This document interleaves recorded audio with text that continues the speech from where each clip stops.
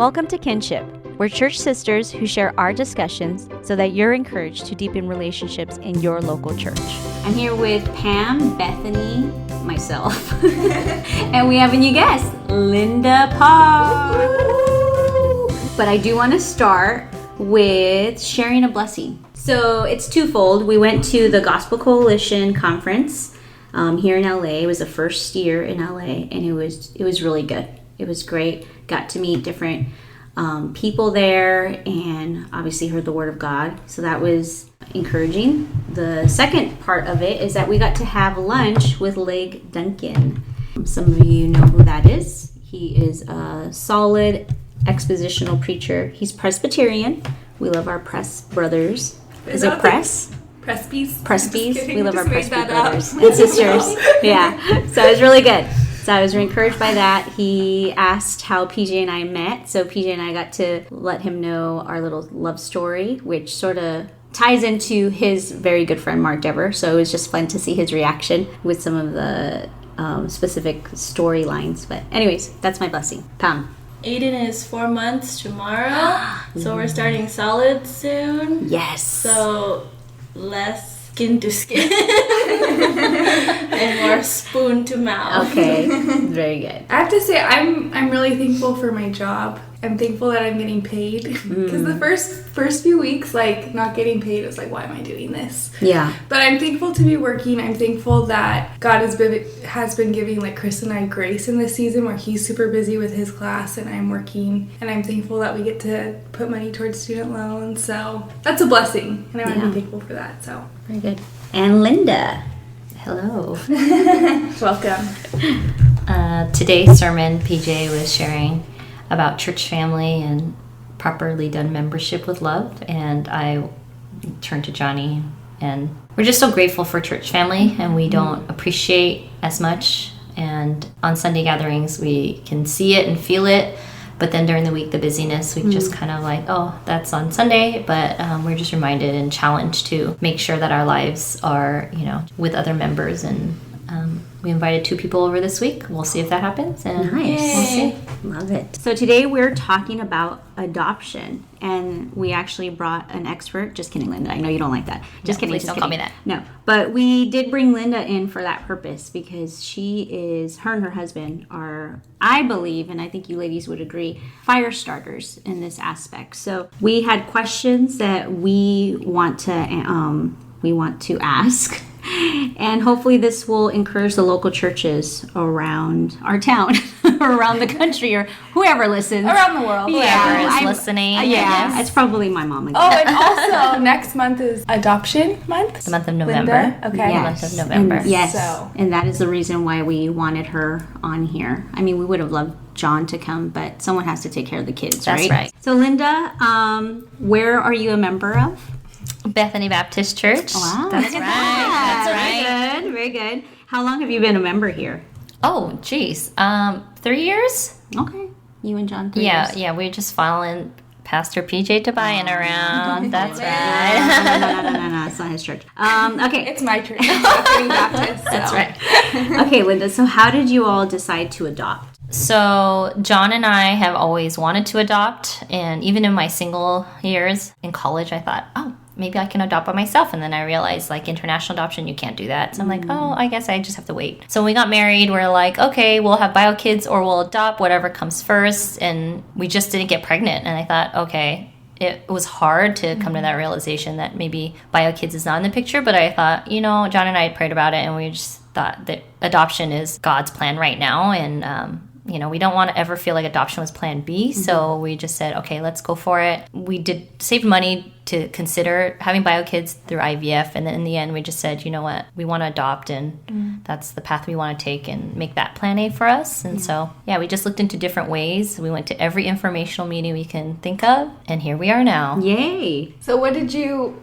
going back to how many years ago was that when you started? So we got married 8 years ago, and so when we first got married, we're like, okay, let's do this, and we considered international. We looked into Korea adoption. So now, actually adopting and fostering, it's been only about 3 years, but I say the process has been close to 7 years. There's different ways to adopt, and so after doing our research, you could do domestic adoption, which is a a birth mom finds a family and then adoption happens that way. Or you can do international, go across the ocean and adopt there. And then the one near and dear to my heart is foster care and matching adoption. So there's different avenues, and we researched all of them. We went to different informational meetings through great agencies, but for us, we just thought foster care is the way for us. Right. So a lot of us don't know anything about adoption, or very little. So what do you wish you would have known about adoption? I wish I Speak knew. to little Linda. Johnny and I wish we knew more about foster care early on, because I feel like we could have done more earlier on in our marriage when we were younger and had more energy. And we learned more about foster care, and we realized that it's not about building a family. Just like, let's gain kids and then that's it and we're done. So for us, after all these years of fostering, and now that we have finalized adoption, it doesn't mean yes. So John and I got certified maybe 3 years ago, and so we've had several placements, and they've all now been reunified, which is a beautiful thing to see. And our 3 girls that we have now, we were down a matching process, which is most likely to adopt, and then we finalized adoption last Friday. So Crazy. So clap, exciting. clap, clap for us. And so And that's been a year, right? so yes, they've been with us for a year. They've been in the system for over 2 years, and so it's just, for now, it's Forever Family. It's done. It's settled. But like I shared, if foster care is something near and dear, so our license is still open, and we are not done just because we met the goal and said, okay, we adopted, we're done, we built a family. No. And I feel like that's what I would have learned years ago during the hard process of fostering, is it's about the kids and building families. And adoption is beautiful. It's absolutely wonderful, but something had to be broken, and something in this broken world had to happen for adoption even happen. And if it was the natural way, bio families should be taking care of their own kids, but in these cases they couldn't. So, you know, we do have a happy ending, Right. but it doesn't come with lots of tears and frustration on my kids' parts too. Would you say that taking care of the orphans, I can't remember a Bible verse. Can you pull up a Bible James verse? 1:27. Okay, so us taking care of the orphans, like, is that something that you see like a biblical mandate? Like, churches need to be doing this? John and I are on the far end of the spectrum where we say yes. Okay. There is, I'm sure you can think of a million reasons why you can't or shouldn't, which is true. There are people that can't and shouldn't. There's a lot of families and a lot of people, not even married couples, that can do foster care. And just seeing these families be reunited is what I feel like is our call to do. In, you know, not only if you're called, quote unquote call, but as a Christian, as a believer, you want to help the widows and the orphans. And I feel like in America, people think there are no orphans because there's no orphanages, but there are plenty of orphans. The statistics are astounding, and that's why I think we were pushed more to foster care. Is you just don't hear about it and you don't see it because there are no set orphanages. We don't live in a third world country, but there are orphans. There are thousands of kids that need adoptive homes, and there's thousands of kids that need just a safe place for a temporary time. And so, Through your journey, how has Bethany Baptist Church helped you and John? well, before we had Bethany Baptist, we didn't have a church family because Crossview disbanded, and we were just looking for a church and visiting different places and not having a church family. It was so hard taking our first placement and then our second placement, and just trying to figure out how to do this and raise kids that come from trauma by yourself. And it was, yes, family and friends and coworkers, they've been amazing. Just not having a church family to support, we could feel it. We really could feel it. And that's how we ended up at Bethany, is we needed a church family. We needed to be a member somewhere. And that was between the first 2 placements, and then by the time we had our 3rd and 4th, we had a church family. Most importantly, praying for us. I mean, it really is spiritual warfare. You're exhausted. These kids come from trauma. You know, you're trying not to fight with your spouse, and you want to punch him every day. Love you, Johnny. But it's true. And you just need church family, church sisters to remind you, and like just text like, I'm praying for you. Nothing like crazy. I don't have to respond to anything. Just like someone is looking out for me, you know. Or after taking our placements, I had like severe panic attacks, and I would just text anybody, please pray for me. And knowing that someone out there and my church family is praying for me, texting me like, okay, these are the Bible verses, like these are some things that you can remember, and just checking up on us was just very helpful. Yeah. I know some of the, or maybe like one of the church members was able to bring you food. Yeah. So I know Yeah. you mentioned that's like a I'll go back to how our church family did not help you. And I know you say that we were great, but we actually weren't.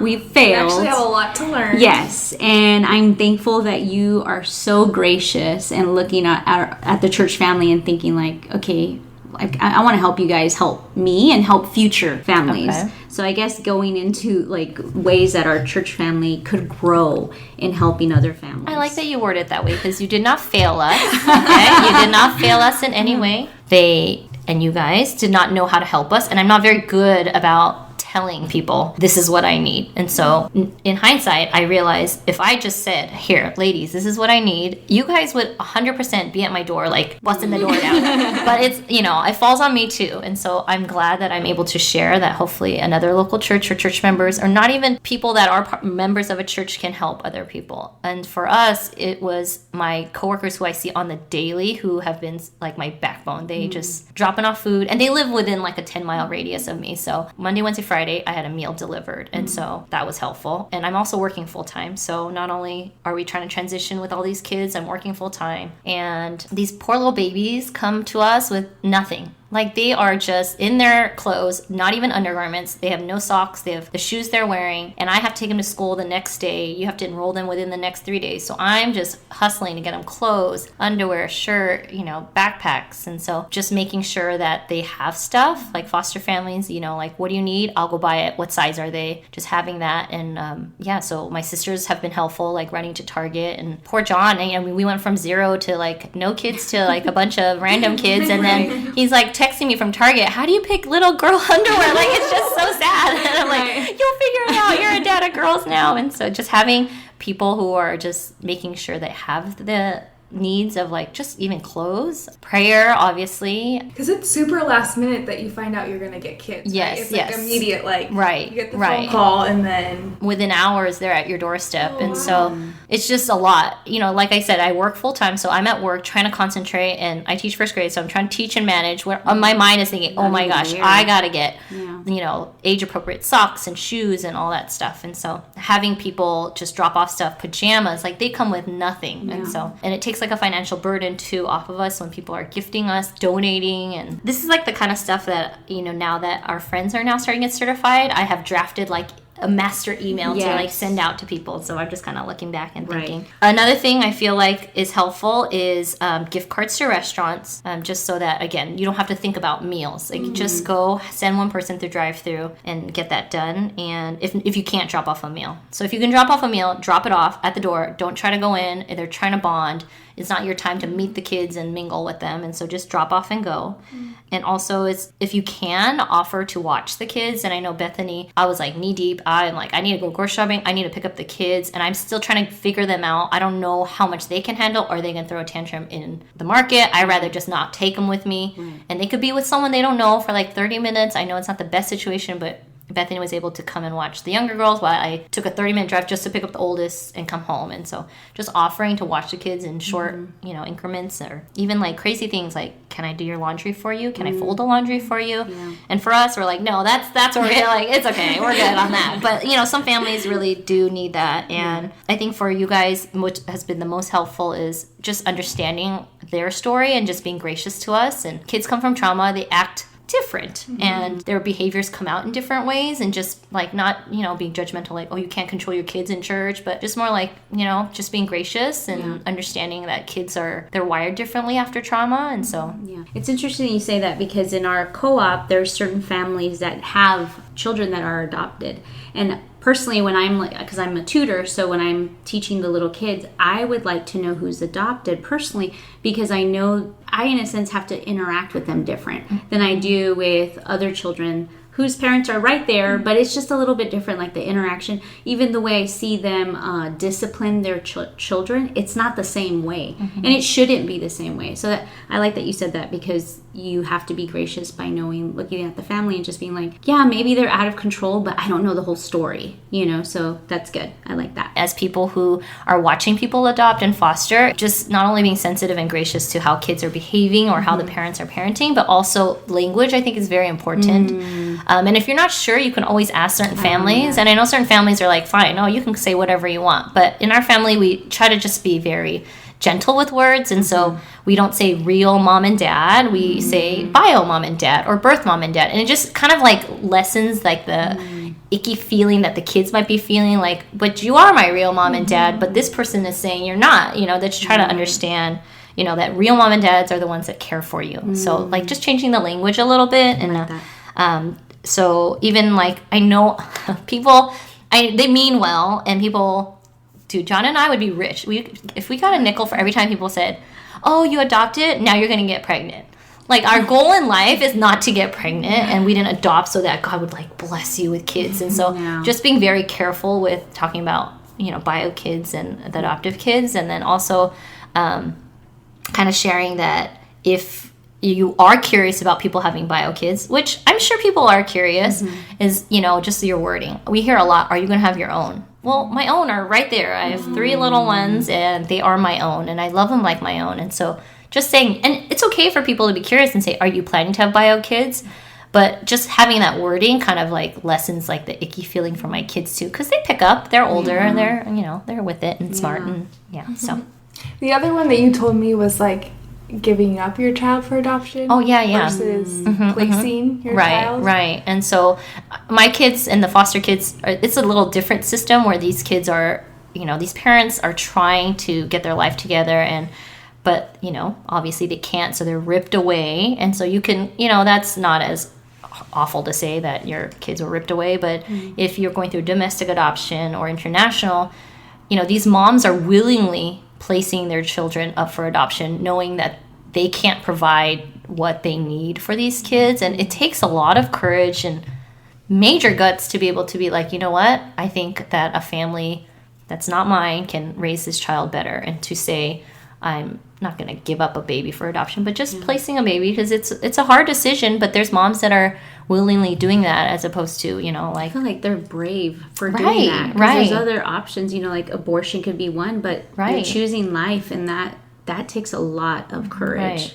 And so just to honor their birth moms, to say that too, it's just very helpful to, I think, birth moms and adoptive kids. Very good. I don't know if we ever answered the question, what would you tell little Linda? I was terrified when I was first starting the process. I would tell myself, calm down, chill out, it's going to be okay. Also is there are people who are doing what you're doing, and they can be your support. So I felt very alone, and like, I'm the only one that's going through this. And I know a lot of it's like mom life, normal mom life stuff, but for us, it can't be normal mom life stuff. These kids have lived 8 years without me, and so it's like very trauma-based issues that I wish I had, you know, a group of people that I could bounce ideas off of and just like vent to. And there are people out there, and I just didn't reach out, or I was just kind of like in my own little world. And so also is I can ask for help, and it's not to be something I should be embarrassed about, or it's all for the kids. So in the end, it's for the kids. Why can't I just ask for help? So for someone who's on the fence or needs a nudge, how would you kick someone in the pants? Oh, wow. Okay, so I think, Francis, you kind of touched on it, and John and I are on the far end where I feel like every Christian family should. I mean, I know there's a lot of things going on in life, but it's like having bio kids. There's no perfect time. So if you keep saying, I'm waiting for the perfect time, there is not going to be a perfect time. And I get tired thinking about it. It's like these kids that are waiting. I just think about the kids that are waiting, and they can't wait any longer. So if you think about the statistics and you count how many gospel-believing local churches there are, if one family from each church took a foster kid, they'd all have a safe place. And especially in LA County, there are kids waiting to be adopted. They are orphans. And I think the statistics in 2016 were 1,400. You don't think you can find 1,400 Christians, you know? And so, So I would say, and can I pull up a quote? Because I'm not as articulate.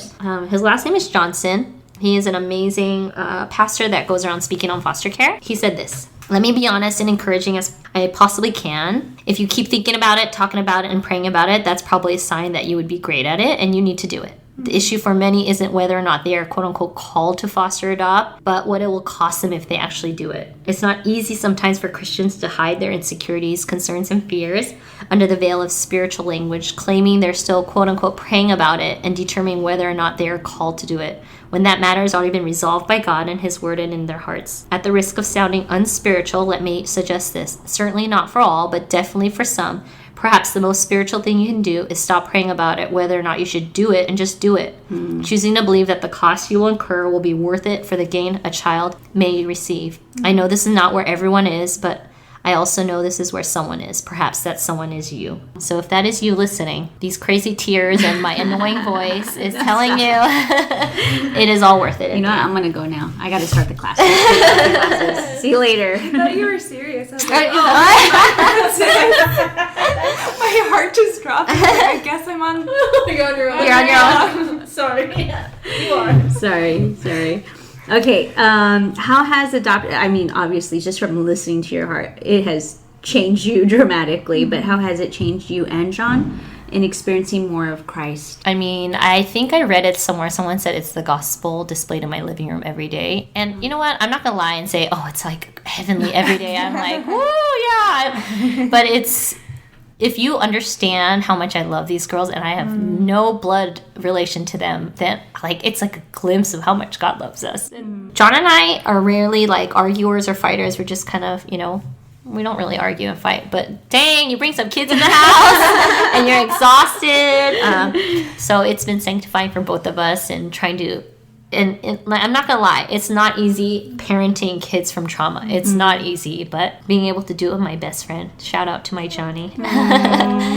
It's been good, and you know, just understanding that God is forgiving and gives second chances. And I feel like a lot of the bio family gets a bad reputation, you know, in foster care. They are made out to look like villains. And yes, they should not be caring for kids sometimes, but a lot of times these parents are trying. They're going to the classes, they're trying to learn, and it's a great thing to know that, you know what, God gives the second chances, and these parents need second chances too, you know. As I cry like a crazy lady. But yeah, so it kind of ties into, like, as Christians, what should we do this? And I feel like, yes, if it doesn't mean adoption, I think foster care in general, it teaches us that we all need second chances, and to shake these parents' hands and to see the love they have for their bio kids. It's, you know, it's a reminder that they are not these crazy, mean, evil people that are trying to hurt. They're not like the scum of the earth. Yeah, and they just don't know how to care for their kids. And in worst case scenarios, yes, they need to be adopted by another family, and you know, we're happy to do that. But in the end, you know, God designed it for them to be with the bio family, and that was our goal, is they need to be with bio family. So maybe this is similar to something that you already touched on, but I know we've talked about it. Excuses. Like, what are the common excuses, and what is your answer to those excuses? So the beauty of foster care is our country knows that families and homes are the best way to raise kids. So obviously there's no orphanages. They still have group homes, but a lot of families are saying, I financially can't do it. Well, foster care all across the U.S., you have a financial stipend, or you receive money for the services as like a reimbursement. Obviously that's not why you do it, but if financial reasons is an excuse, I can tell you now that should not be a reason. So you will have monthly help, and they will get Medi-Cal till they're 18, and so you don't even have to put them on your insurance. So financial reasons cannot be an excuse. I have bio kids. There are plenty of people who have bio kids that raise foster kids and adopt through foster care. I read somewhere one of the bio families, a family that was considering is foster care, the parents said, I worry more for not showing my kids how to love and serve those in need than to worry about the behaviors that come with the foster kids. And so firsthand, I know that, you know, your kids and all my friends' kids now can see, like, wait, there are kids that mom and dads don't take care of them. For kids in a normal setting, that's mind-blowing that your mom and dad would not care for you. But to understand, like, there is broken things in this world, and we need to do things to help. So having bio kids is not an excuse, I think. I don't have any bio kids, but I'm sure I would feel the same way. I kind of just want to have bio kids to, like, debunk all that, you know, to show people. I'll show all y'all. I can't, and a lot of people have said I can't love my adoptive kids like I love my bio kids because they're not blood related. I'm pretty sure John and I are not blood related, 100% sure, Right. And I still love him dearly. Oh, yeah. I love him dearly, so not being blood related is really not a good excuse to not taking kids. I'm too busy. I'm busy too, girl. Or guy. Or guy, whoever. What about like my kids are too young? Oh, yeah. I would say if you can handle it, I mean, there are people who do it. I mean, there are people who have, I just know personally through our agency, she has a toddler, she has one bio kid, 2 toddlers, so she has a total of 3 toddlers. Then she took it a 3-year-old. So she's raising these 4 kids. She has one strapped in the front, one strapped in the back, holding one, big old wagon. It's doable. I know you're going to be exhausted at the end of the day, but, people do it. Yeah, I'm too young. Well, okay, yes, if you're not over 18, I guess, but yeah, there's 16. No, yeah, no excuse. I'm single. Yes, people have said that. Single people can foster. Single people can adopt. You just have to think, what can I do to help these kids, and what is a better route for these kids to be in a home with one single parent to try to figure out like mentorship of a teenager, say, or have them age out and be on the streets and be on their own. So I just think age is really not an issue. We, again, know people, and the Instagram world connects a lot, where I saw a 21-year-old doing foster care, and she's like, I have the time, I'll do it. She's single. Yeah. She does it, man. And since you showed me that Instagram feed, I went and talked to one of our friends who's older, is not married, single, and I was just saying like, hey, maybe this is something you should pray about, So thank you for that, because now it's like spreading the word. Like you often think it has to be mom and dad in the home. And Bethany, your dad did that for many years, right? Yeah, he before he was married, he took in foster kids, and he was a man. He took in teenage boys, and like Linda was saying, it's more of a mentorship. Because you're not changing diapers and all of that. Right. But he took in kids who had been in juvenile delinquents or whatever.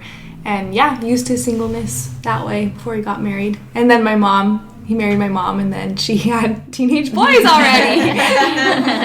And they came home from their honeymoon, and there was more because they invited their friends. Oh my goodness. But yeah, you can do it as a single guy. Right. So, now that you have officially 3 daughters, yes, how as a church family can we engage you guys and help you I know legally a lot has changed, but there's still 3 girls living with you, so I don't know if it's different now, but how can we continue to support you guys now that they are officially adopted and you guys are forming your new family together?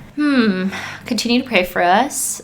Obviously, they've had many years without us, and so we still have a long journey ahead of us, but they are great girls and resilient, and by God's grace they've bonded with us. So and they just are amazing girls.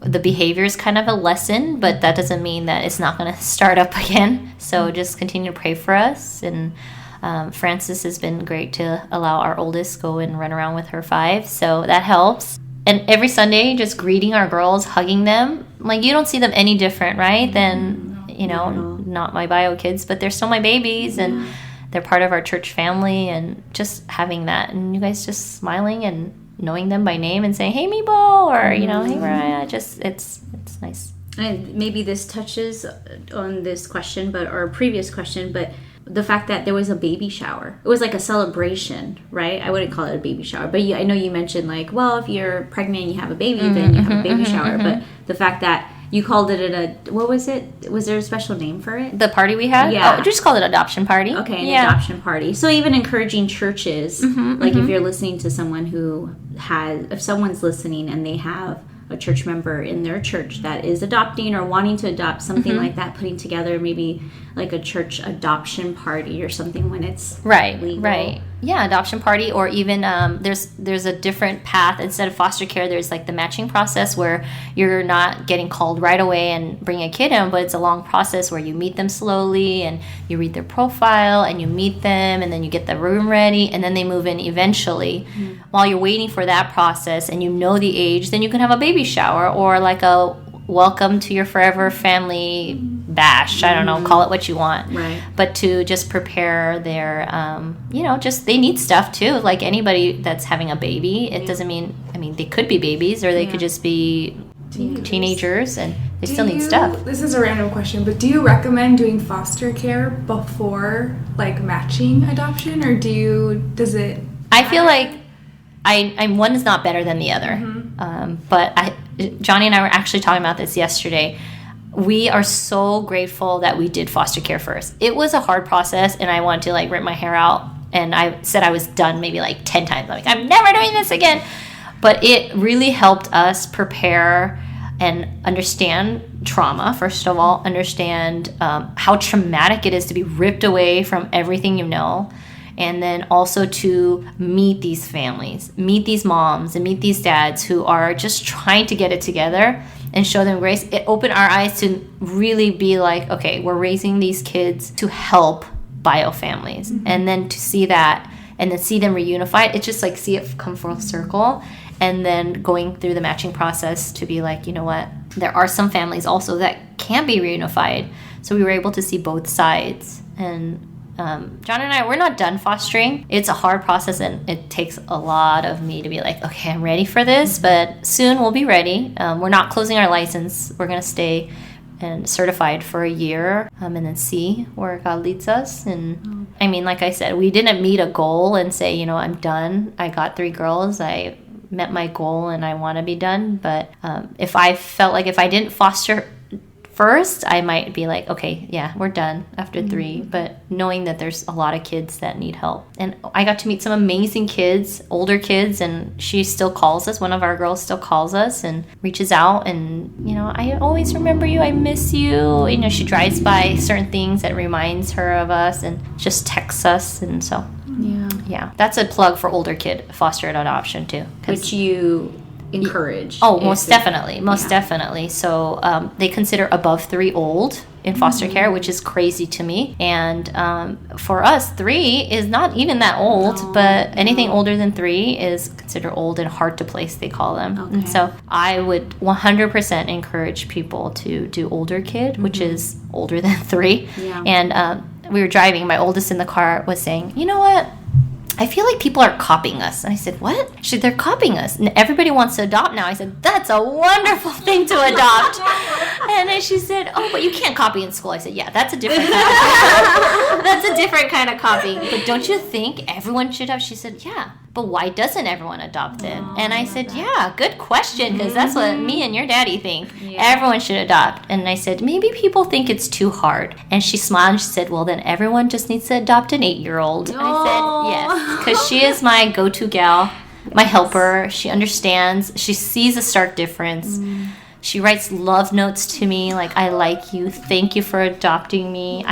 You know, they need me. They want me. And so, you know, older kids can express that. Yeah. And my younger one is like my meatball. She is, oh, man. You know, so I just say, her name is not legally meatball. Oh, sorry. No, not legally meatball. She's 3 going on 18, that one. So, but older kids are, I mean, they're awesome. And now after doing older kid care, fostering them, maybe they were 6, 7. I mean, they're still calling me and they haven't seen me in 2-3 years. And so I feel like, okay, you know what? Awesome. Hopefully I changed the trajectory of their life a little bit by God's grace. You know, I'm not going to change and be their savior, but hopefully their trajectory in life has kind of like took a turn for the better. Very good.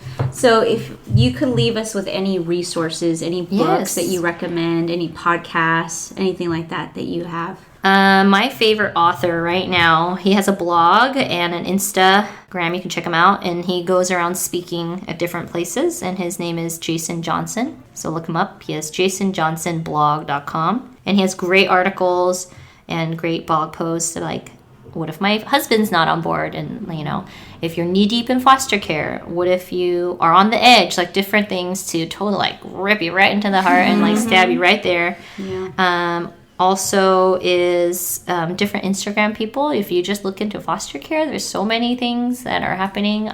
We have a great agency. We go through Koinonia, and so they're a faith-based agency, and they help you get certified. They help train you on how to handle kids from trauma, understanding trauma, how their brain is wired differently now, and how you can be better prepared. And they'll send a social worker that works with you. And so obviously the kids have a social worker, but then this social worker is kind of assigned to you. I know Olive Crest is a great agency. They're also faith-based. Those are kind of the main big Christian ones. You can also go through the county. Just contact LA County. You can find a non-faith based. But for us, after doing research and going to the informational meetings, we found that we love our Koinonia family. So they're called Koinonia Family Services, and they have different locations. And so we know 2 friends that now are getting certified through them, and they are going to help you and make sure you have everything, because it is a long process to get certified. It's not impossible. There's a long checklist, and so they kind of guide you through that and walk you through that. Yeah, if you have any questions, I'm more than happy to. Can we put your email? Yeah, sure, on please. The podcast or please. something? And if you need a little nudge, I will give it to you. I'll push you right off that ledge, you know? Wow. Yeah. Okay, well, thank you to Linda so much for agreeing to hang out with us and talk about something that's dear to her heart, which is actually an overflow, because I feel the church is really catching that fire and wanting to really just go out and be a blessing to the world, be salt and light to the world. And this is a practical way of doing that. So thank you very much. Thank you to Linda. Can I just add one last thing? Yes. It's all worth it in the end. Oh, I've told that to Bethany a million times. Hard but worth it. It's so hard. It is so hard. I'm not gonna lie. Girl, I'm not gonna lie. It's really hard, but it's worth it in the end. So, it's all about the kids, so it's worth it. So if you're on the edge, do it. Just do it. It'll be worth it in the end. Yeah. Well, thank you again. Thank you to Pam and Aaron for the editing and the producing. true MVPs. And the music. They're awesome. We love them. Thank you to our husbands. A little note about the sound quality. Yes, we had some technical difficulties today, so pardon us for this audio. Hopefully we'll be back with the same quality. I don't know. Who cares? Or not. But thank you again to our husbands for watching the kids and for Chris studied. Shout out to you, bud. Uncle Chris, step it up. We're John Park for watching the girls. So again, thank you everyone for listening. Hopefully this will encourage your guys' soul and encourage your church family. Bye. Bye. Subscribe. Yes, we have a Facebook page. Just kidding, we're back. This is episode. Just kidding, not another episode. Yeah, we have an Instagram feed, kinship underscore podcast. That's our Instagram. We have a Facebook page. Join Leave that. a review, email us. Thank you. kinshippodcast@gmail.com. Yeah, if you could review us, please. Oh, leave a review. Leave a review. And leave that a it? review. Yeah, that's it. Okay, bye. Bye.